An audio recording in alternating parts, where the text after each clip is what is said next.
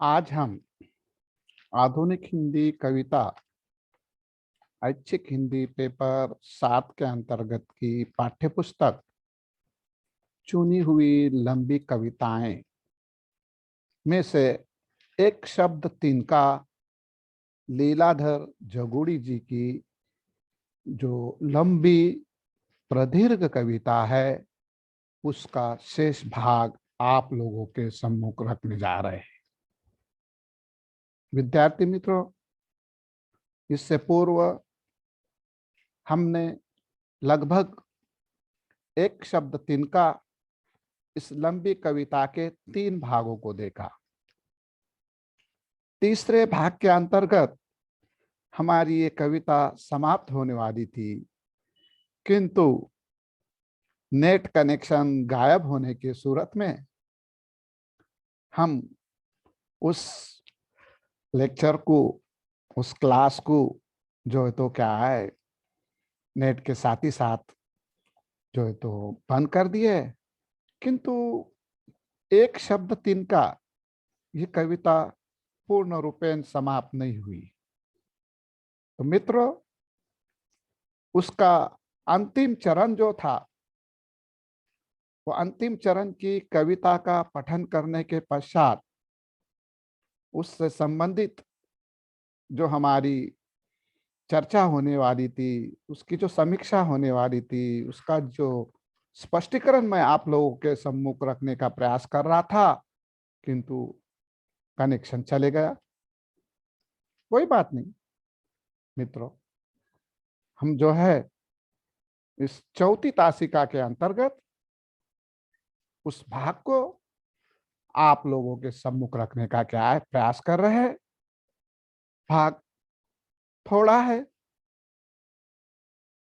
इस तासिका में जल्द से जल्द वो समाप्त होने की आशा है, इसलिए मैं पुनः आप लोगों के सम्मुख एक शब्द तिनका लीलाधर जगुड़ी जी का जो ये प्रदीर्घ काव्य है या प्रदीर्घ कविता है, इसका सार, निष्कर्ष प्रारंभ से लेके अंत तक अपने शब्दों में व्यक्त करते हुए जो भाग रह गया है उस पर प्रकाश डालने का प्रयास कर रहा हूं। तो देख लीजिए मित्रों, कविता में तिनका अपनी कथा या आत्मव्रत बताता है। मैंने इससे पूर्व आपको इसका संकेत दिया है।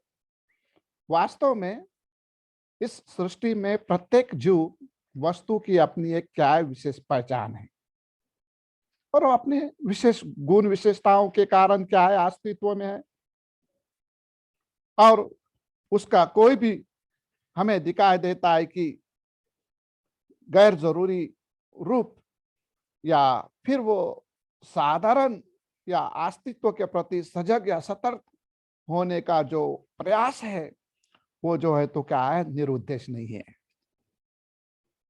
इस पृथ्वी पर, इस जमीन पर ऊपर वाले ने, अल्लाह ने, भगवान ने, ईश्वर ने, गॉड ने जो भी निर्मित की है, सृजन किया है निर्विवाद, वो जो है तो निरुद्देश्य नहीं है। उसका कोई ना कोई मकसद है, उद्देश्य है, और उसके उद्देश्य की पूर्ति कर कर ही वो क्या है पूर्ण रूपेण होता है। इसी तिनके के आत्म कहानी के द्वारा कवि ने तिनके की मौलिक तथा उसके अस्तित्व की शाश्वता को क्या है दर्शाने का कार्य किया है। कवि स्वयं कहता है, जो स्वयं को यहाँ करता धरता मानता है, अपना रौब चलाने की कोशिश में लगा रहता है, खुद को शक्ति संपन्न समझते हैं, और वो तमाकर जो है तो वार्तालाप करते हैं, अपना किया कराया, हमारे द्वारा किया कराया, इससे जो है तो वार्तालाप करते हुए क्रांति तक खड़े होने का जो संकेत देते हैं, उस पर भी जो है कवि अपना जो है तो अभिप्राय अपने इस कविता के माध्यम से देता है। तिनका उस अस्तित्व को मिटाना चाहता है जिसके रहते तिनके का अस्तित्व मिटता चला जा रहा है। वो ये सोचकर आम लोगों के हित के खिलाफ है, जो सोच आम लोगों को हे की दृष्टि से देखती है, उसका जो है तो क्या है, प्रकट विरोध करता है। तिनका प्रतीकात्मक है। तिनका किस प्रकार से, मैंने आपको बताया, कमजोर, मजबूर, हे लोगों का क्या है, प्रतिनिधित्व है। तो मित्रों, मैंने आप लोगों के सम्मुख सार रूप में ये बातें रखना प्रारंभ की, किंतु उस कविता के एक शब्द तिनका के अंतर्गत के कुछ महत्वपूर्ण महत्वपूर्ण छंदों को भी मैं यहाँ पर आपके सामने उजागर करते हुए इसका समापन करने का क्या है प्रयास कर रहा हूं। तो देख लीजिए तिनका किस प्रकार का प्रतिरोध करता है, उत्तर देता है। उनकी एक छंद के अंतर्गत जो है तो कवि ने उसको जो है तो अभिव्यक्त किया हुआ है, वो मैं आप लोगों के सम्मुख रख रहा हूँ। नहीं नहीं, तिनके ने कहा, मैं उन्हें ही कटवाने आया हूं। अपने आसपास से अपने में उलझी झाड़ियां मुझे दबोच रही है, उन्हें निर्जड़ी कर दो। मैं पेड़ की तरह नहीं, अपनी तरह होना चाहता हूं।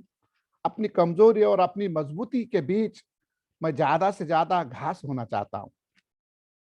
देख लीजिए, जैसे पेड़ की बात आती है तो वो कहता है कि नहीं नहीं, मुझे, मैं तो पेड़ के विरुद्ध में हूं। मुझे तो क्या है, उनको, उनकी जड़ों को तहस नहस करना है। मैं तिनका ही ठीक हूं, मुझे बहुत हो गया तो घास बने होना चाहिए। और इस प्रकार अपने वे जो है तो कथन में वे कहते हैं, मेरे फूलों की ख्याति भी उतनी नहीं है, पर ये फूल मेरा सर बनेगा, उसी के सहारे मैं डोलता रहूंगा। मेरे इसी लावण्य को आंधी के समय बचने के लिए चिड़िया तिनके के रूप में मुझे चुंगेगी। इसी आंधी में घोंसले में बुना मेरा शरीर ही उसका उसकी रक्षा करेगा। और इस प्रकार वो कहते हैं कि मैं पत्तलों को जोड़ने वाला ही रहूंगा।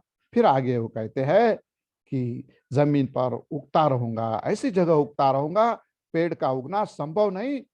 सबसे पहले मुझे चिड़िया ने समझा चुना था, पेड़ों को उखाड़ने वाली उदंड आंधी भी मैं सही सलामत रखता हूँ। मैं सही सलामत रहता हूँ, इसके लिए धरती में चिपक कर उगूंगा और पत्तों को नोक पर पड़े ओस बूंद में सूर्य भीम को बिठाऊंगा। देख लीजिए किस तरह से वो कहते हैं कि मैं फिर से मेरा अस्तित्व निर्माण करूंगा, मैं उगूंगा। भले चाहिए पेड़ उखड़ जाए, लेकिन मैं उखड़ने वाले में से नहीं हूं। और वो किस तरह से उगेगा और किस तरह से किस चिड़िया के उसके घोंसले की जो है तो क्या है न्यू बनेगा, वो किस तरह से हमें दिखाई देता है कि पर्दा बनेगा, किस तरह से घर बनेगा, किस तरह से वो जो है तो फिर घर में जो है तो स्थापित हो जाएगा। और इसका इतिहास वो अपने शब्दों में यहाँ पर जो है तो हमारे सम्मुख रखता है। और वो कहता है कि ये शरणार्थी इतिहास, ये आंधी में उड़ने वाला इतिहास, ये पेड़ों के साथ उड़ने वाला इतिहास, इस इतिहास में भी मामूली लोगों का इतिहास ही कुछ भिन्न है। इतिहास की, तारीख की बातें बतलाते हुए तिनके का जो इतिहास है वो किस प्रकार से निराला है ना, उस पर उन्होंने जो है तो अपनी बात कही है। देख लीजिए कवियों की कुछ भिन्न पंक्तियां इससे संबंधित है, मैं आप लोगों के सामने वो भी उजागर कर रहा हूं। तुम्हारा इतिहास मेरा इतिहास बिल्कुल अलग है। जमीन पर बिखर कर उगने वाला, उससे चिपक कर फैलने वाला मेरा इतिहास। जिस पर पद दलित होने की मार पड़ रही है, मेरा इतिहास। मेरे सिर पर इसलिए होगा क्योंकि मेरी जड़ अंधेरे में पत्थर से लड़ रही है। देख लीजिए क्या कह रहे हो, जो मेरे सिर पर आपत्ति की तरह होगा वो फौलाद की तरह होगा। परिणाम ये होगा कि फूल के होते होते जो हथौड़े गिरेंगे, उन चोटों से खेलेगा मेरा इतिहास। फिर भी उसमें हास उपहास की इति नहीं होगी, और प्रस्थापित शासन व्यवस्था जो है, उनको तिनके की ताकत का पता चलेगा, उसका अंदाजा उन्हें आएगा। और पत्थरों को चीरकर अपनी जड़ें फैलाने वाली ये मामूली जमात जमीन से प्रेम करती है, जमीन से जुड़ी रहती है। इसलिए कई साम्राज्यवादी सामंतवादी शक्तियां इस जमीनी ताकत से नेस्त नाबूद हुई भी है।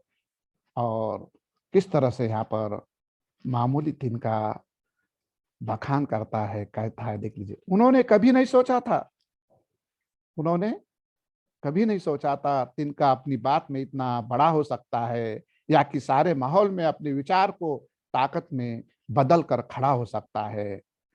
देख लीजिए, यहाँ पर कवि ने तिनके के माध्यम से इस तरह से अदना से हे तुच्छ, कमजोर, असहाय तिनके का प्रतीक बनाकर जन का चित्रण अपने इस एक शब्द तिनका के माध्यम से क्या हुआ हमें दिखाई देता है।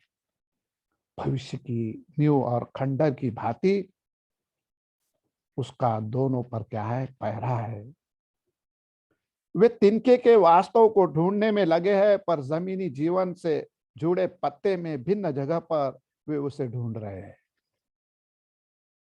देख लीजिए, व्यवस्था समाज के जो लोग हैं, तिनके को, आम को, जन को किस प्रकार से ढूंढने का प्रयास करते हैं, और उसके प्रत्युत्तर में तिनका किस प्रकार का जवाब देता है, वो भी मैं आप लोगों के सामने रखने जा रहा हूं। देख लीजिए, कुछ पंक्तियां हैं, कुछ छंद है, अच्छे है, उसे जो जो महत्वपूर्ण महत्वपूर्ण छंद है, उसी को हम यहाँ पर हाईलाइट कर रहे हैं। अगर हम तुम्हारा कुछ कर सके, वे बोले, एक बात बताओ, हम तुम्हें कहाँ ढूंढे? तुम्हारा अड्डा, तुम्हारी लेन, तुम्हारी पार्टी, तुम्हारा गिरोह, तुम्हारे मिटे हुए दुखों को सूचना तुम तक कैसे पहुंचाए? तुम्हारे मिटे हुए अभियोग तुम्हें कहां पर बताए? युद्धरत हम तुम तक आएंगे।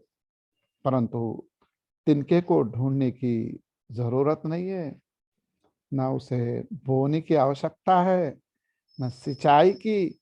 वो गांव जाते समय बिना चाहते हुए भी जिसे पांव लगते हैं, तिनका उन्हीं पांव को क्या है, छूता हुआ अचानक हंसिया लेकर आता है।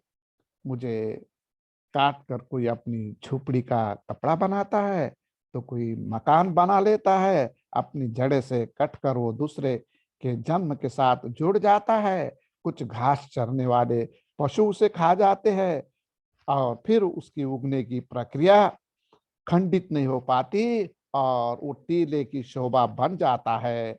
और मेरा, वो कहते हैं कि कोई गिरोह नहीं, मेरा कोई अड्डा नहीं, जहाँ कोई वीरानगी नहीं है, वहां मैं हूं, मुझे किसी के सहारे की आवश्यकता नहीं है, स्वयं मेरा सहारा हूं। आगे की कुछ पंक्तियां या छंद को, काव्य पाठ के अंश को हम सामने रखने का प्रयास कर रहे हैं। उससे अब तक के 1, 2, 3 भाग के अंतर्गत की सारी बातों को हम क्या है, सार रूप में, निष्कर्ष रूप में क्या है, समेटते हुए आ रहे, आपको ये पता चल जाएगा। उदंडता से नहीं, विनम्रता से हारा हूं, खुद अपना सारा मैं हूं। मेरा कोई पक्ष नहीं, मगर विपक्ष होने के खतरे पूरे मौजूद है। जिस समय तुम लोग सच्ची विपत्ति महसूस करोगे, मैं तुम्हें किसी भी चीज में दिखाई देने लगूंगा। देख लीजिए, कितनी बड़ी बात उन्होंने कही है कि मेरा अस्तित्व तो हर जगह पे है। जब भी आप लोगों को किसी चीज में मैं दिख किसी चीज की जो है, तो चीज में तुम मुझसे महसूस करोगे, तो मैं आपको क्या है, दिखाई देने वाला हूँ। चाहे फिर वो पत्थर हो, लकड़ी हो, पुराने हथियार हो, या बच्चे की स्लेट, है ना, किसी में भी मैं तुमको क्या है, दिखाई दूंगा। इस प्रकार का वार्तालाप आत्मकथन शैली में यहाँ पर कवि के द्वारा तिनके का, आमजन का वाह वाह हमें देखने के लिए मिलता है। तो देख लीजिए मित्रों, मैंने आपको बताया था कि इससे पूर्व हम जो है कुछ अंश कविता का पठित कर चुके थे और कनेक्शन कट होने के कारण जो है तो उसे हमने वहीं छोड़ दिया था और हम उसे जो है तो क्या है पूरा देख नहीं पाए थे। तो उसका छोटा सा हिस्सा, उसके आगे का जो रहवा है, वो भी मैं आप लोगों के सम्मुख रखने का प्रयास कर रहा हूँ। फिर से मैं एक बार वो कविता आप लोगों के सम्मुख पठित करता हूँ और उस पर चर्चा करते हुए इस जो है तो कविता को विराम देने का प्रयास कर रहा हूँ। दरअसल मैं तुम्हारी आंख में उगता हूँ, ना तुम्हारी आंखों में दिखाई पड़ने वाले मैदान में। अगर उगता हूं तो तुम्हारे निर्णय में उगता हूं, तुम्हारे अंत के करीब, तुम्हारे पतन के पास, जहां खतरे की चेतावनी और नैतिक उपदेश तारीखें काटती नदी में गिर चुके होते हैं। लोग मुझे तोड़ते हैं और दांतों के बीच फंसे हुए खुराक के आखिरी कतरों को स्वाद के इलाके से बाहर कर देते हैं। मुझे जितना चाहते हैं उतर देते हैं। वहां भी मैं एक कोशिश हूँ, वहां भी मैं एक परिणाम हूँ, शर्म दरो के लिए बहुत बड़ी आड़ हूँ। उसके आगे और देख लीजिए, आपको पता चलता है किस प्रकार से लेखक ने जो है तो अपने इस कविता के माध्यम से जो है तो तिनके को आगे करते हुए उसके माध्यम से किस प्रतीकात्मक रूप में जो है तो बातें रखी हुई है, वो आप भली भांति उससे क्या है परिचित होना है। जब बड़े बड़े उखड़ रहे होगे आंधी तूफान में, मैं तुम्हें जमीन पर चिपका हुआ, मैं तुम्हें शौचालय के आसपास, मैं तुम्हें ठाकुर बाड़ी में मिलूंगा। और कभी अगर मुझे दरबार में ढूंढोगे, वहां मैं तुम्हें चोर के दाढ़ी में मिलूंगा। कहावत है ना, चोर के दाढ़ी में तिनका। उसका जो है तो प्रयोग यहाँ पर शायद कवि ने अपनी एक विशिष्ट शैली के माध्यम से किया हुआ देखने के लिए मिलता है। इतने में वे उत्साहित होकर, आतुर होकर एक साथ चिल्लाए, आएंगे आएंगे, हम वहां जरूर आएंगे, हम वहां मशाल लेकर आएंगे, हम वहां आग लेकर आएंगे। तिनका बोला, तुम वहां आग लेकर आओ तो मैं तुम्हारी मदद करूंगा। सारी पृथ्वी पर बिछे मेरे पददलित वंशधर एक साथ जल उठेंगे।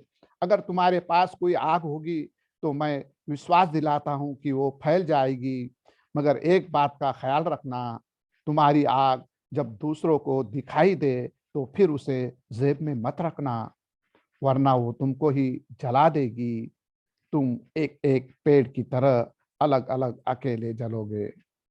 मैं जानता हूं, और ऐसा भी हो सकता है तुम अपने एक एक टुकड़े को अंगार में बदल दोगे, लेकिन वक्त की हवा और मौसम का जोर तुम्हें 10% कोयला और शेष प्रतिशत राख में बदल देगा। तुम मेरी तरह नहीं जलोगे, मेरी पददलित वंशधरों की तरह। हम जब जलते हैं तो सारी राख अलग से नहीं देखी जा सकती। हम आग को समेटते नहीं, आग को फैलाते हैं। एक दूसरे से जुड़े हम सबके पुल बन जाते हैं। आग की सवारी के लिए हम सबसे ज्यादा मुफीद घोड़े हैं। जबकि किसी शब्दकोश में नहीं लिख पाओगे तुम हमारे लिए अग्नि अश्व। देख लीजिए आगे का छंद मैं आप लोगों के सम्मुख रखते हुए किस तरह से कवि जो है तो तिनकों को, आमजन को और किस तरह से पद दलितों को जो है तो आग के शोले में परिवर्तित होकर क्रांति निर्मित करने का जो है तो क्या है प्रेरणा देता है। और उसके लिए ये जो है तो किस तरह से उसकी रहनुमाई या उनका नेतृत्व करते हैं, वो कविता के माध्यम से उन्होंने इन छंदों में रखा था। अब कुछ एक छंद और यहाँ पर शेष रहते हैं और कविता पठन समाप्त होने वाली है और फिर उसके ऊपर चर्चा कर कर हम तासिका को समाप्त करेंगे।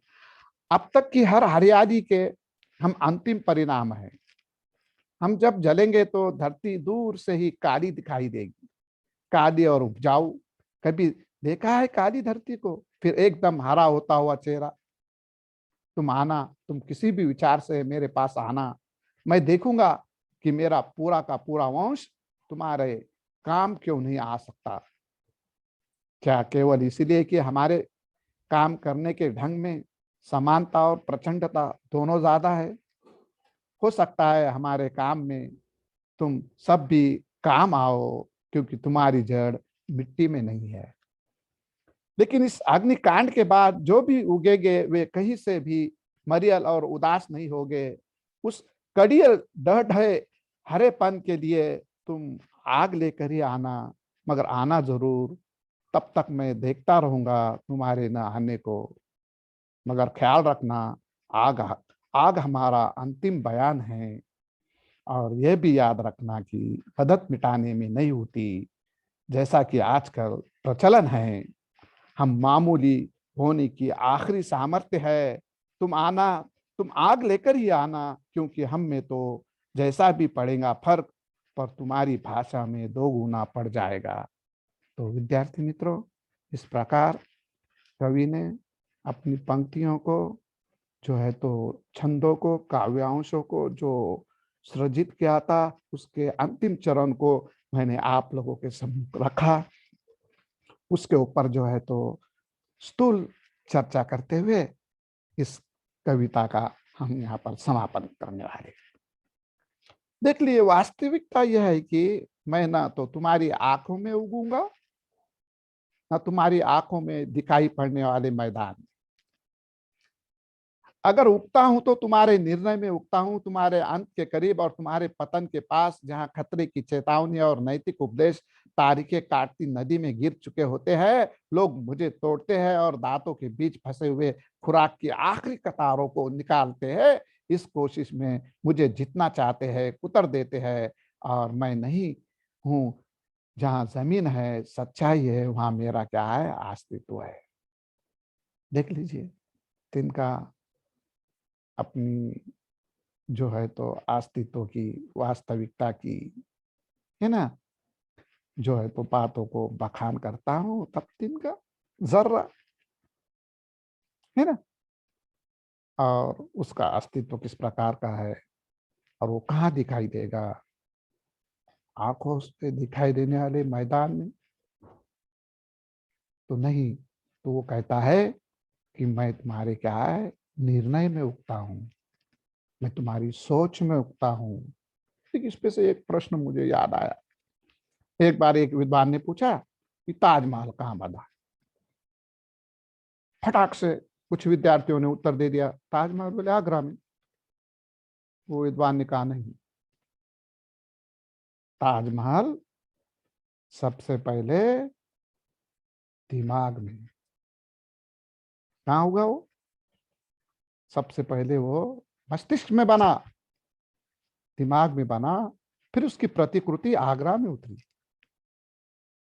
यदि वो इस प्रकार का ख्याल नहीं आता राजा के, अपनी प्रियतमा मुमताज के याद में, वो जो तो ताजमहल बनाने का विचार नहीं करता और उसकी जो तो कल्पना नहीं करता, तो वास्तविकता में कैसे उतरती? वही बात यहाँ पर ये कह रहे हैं कवि तिनके के माध्यम से। तो मैं भी क्या है, तुम्हारे निर्णय में उगता हूँ। तो मित्रों देख लीजिए, और वो कहाँ मिल सकते हैं? मैं तुम्हें ठाकुरबाड़ी में मिलूंगा, और कभी अगर तुम मुझे दरबार में ढूंढोगे, वहां मैं तुम्हें चोर के दाढ़ी में मिलूंगा। तुम कहीं आग देकर भी आओगे, तो वहां भी मैं तुम्हारी क्या है, मदद करूंगा। पूरी पृथ्वी पर बीचे मेरे पद दलित वंशधर एक साथ जल उठेंगे।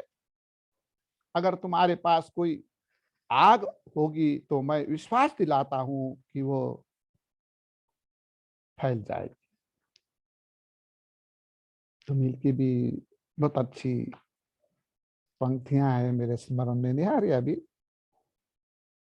मेरे और तुम्हारे क्या है, सीने में आग जलनी चाहिए। तो ये आग जो है हमें दिखाई देता है सुलगना अत्यंत आवश्यक है। ये जो है तो क्या है, अपने लिए न्याय के प्रति आवाज उठाने का एक क्या है, बहुत बड़ा संकेत है। मगर एक बात का ख्याल रखना, तुम्हारी आग जब दूसरों को दिखाई दे तो फिर उसे जेब में मत रखना, वरना वो तुमको ही जला देगी। तुम एक एक पेड़ की तरह अलग अलग अकेले जलोगे तो परिणाम क्या होगा आप जानते हैं। मैं जानता हूं कि ऐसा भी हो सकता है, तुम अपने अपने एक एक टुकड़े अंगार में बदल दोगे, लेकिन वक्त की हवा और मौसम का तगाजा इसे जो है तो किस तरह से, उन्होंने कहा 10% कोयला और 90% राख बना देगा। हम जब जलते हैं तो सारी राख अलग से नहीं देखी जा सकती। हम आग को समेटते नहीं, आग को फैलाते हैं, एक दूसरे से जुड़े हम आग के फूल बन जाते हैं। आग की सवारी के लिए हम सबसे ज्यादा फायदेमंद घोड़े हैं। फिर भी शब्दकोश में हमारा नाम अग्नि अश्व नहीं लिखा लिखा गया कहीं भी पाओगे। अब तक की प्रत्येक हरियाली में हम अंतिम परिणाम है, और हम जलेंगे तो धरती दूर से ही काली दिखाई देगी, और वो काली धरती जलने के कारण खाद निर्माण कर उस धरती को क्या है उपजाऊ बनाकर वो हरियाली में तब्दील कर देंगी। तुम आना, तुम किसी भी विचार में मेरे पास आना, तुम आना, तुम किसी भी विचार में मेरे पास आना, मैं देखूंगा कि मेरा पूरा का पूरा वंश तुम्हारे काम क्यों नहीं आ सकता। देखिए जी कितनी जबरदस्त पंक्तियां हैं, कुछ महत्वपूर्ण पंक्तियां मैंने यहाँ पर जो है तो आप लोगों के सामने काव्य पंक्तियों का जो है तो उल्लेख करते हुए या छंदों को जो है तो प्रतिपादित करते हुए इस कविता के जो है तो क्या है अंतिम हिस्से तक मैं आकर पहुंच चुका हूँ। तो विद्यार्थी मित्रों, पूरी कविता एक नम्र हुंकार है। अस्तित्व की इसमें लड़ाई जो हमेशा से तत्पर मामूली जमात की है, जिसे तिनका संबोधित किया गया है। अस्तित्व के लड़ाई में जो हमेशा से तत्पर मामूली जो जमात है कमजोर और पिछड़े हुए पददलित ऐसे लोगों की जो जमात है उसको यहाँ पर कवि ने तिनका संबोधित किया है। परंतु ईमानदारी एवं संघर्ष के बीच पलने वाला तिनका नवसृजन का क्या है प्रतीक है। वो उगता है तो चारों ओर हरियाली खुशहाली फैला देता है। तिनका उसकी अंतिम अवस्था है, पर इस अवस्था में भी वो ईमानदारी नहीं भूल पाता। परोपकारी वृत्ति उसके रेशे रेशे में समाई हुई देखने के लिए मिलती है। स्वयं का अस्तित्व मिटाकर दूसरे अस्तित्व में परिवर्तित होते समय भी वो अपनी वृत्ति में प्रावृत्त नहीं हो पाया। जमीन से नैतिकता से जुड़ी हर चीज में उसका अस्तित्व पाया जाएगा। नाम में जरूर ये मालूम है, पर काम सृजन संरचना तथा दायित्व निर्वहन में वो मजबूत है। चट्टानों को भेद कर अपनी जड़ें मजबूत करना तथा आग को बाउंडर में परिवर्तित कर देना, चोर के दाढ़ी में घुसकर सच्चाई को स्पष्ट करने जैसी चुनौतियां भरे कार्य यही करता है। फिर भी अपनी प्रकृति से भिन्न बनना उसे पसंद नहीं। अपनी प्रकृति को छोड़कर अपने अस्तित्व को ही त्यागना है, और किसी की प्रकृति के आधार पर किसी को ऊंच नीच निम्न साबित करने की कोशिश भी तिनकी की दृष्टि में क्या है अनुपदेय है। तो विद्यार्थी मित्रों, आज के इस तासिका के अंतर्गत हमने डॉक्टर बाबा साहेब अम्बेडकर विश्वविद्यालय के बीए द्वितीय वर्ष के आधुनिक हिंदी कविता के अंतर्गत से चुनी हुई लंबी कविता की चौथी कविता जो थी हमारी एक शब्द तिनका लीलाधर जगुड़ी जी की, उसका यहाँ आज हमने समापन किया। उससे पूर्व हमने आंसू, सरोज स्मृति, भाषा की रात और अब एक शब्द तिनका, इस तरह से एक के बाद एक लगभग 4 कविताओं का प्रदीर्घ लंबी कविताओं का समापन किया। अब आने वाले अगले तासिका में हम बैरागी आया है गांव, उदय प्रकाश जी की जो है तो कविता है, ये भी लंबी कविता है। चूँकि चुनी हुई लंबी कविता है, किताब का टाइटल ये है, नाम ये है, शीर्षक ये है, ज़ाहिर है कि वो भी लंबी रहने वाली है। तो इसको मैं आप लोगों के सम्मुख रखने का आने वाले तासिका के अंतर्गत प्रयास कर रहा हूँ। तब तक के लिए मुझे लगता है कि हम यहाँ पर क्या है, विराम लेना उचित है। धन्यवाद।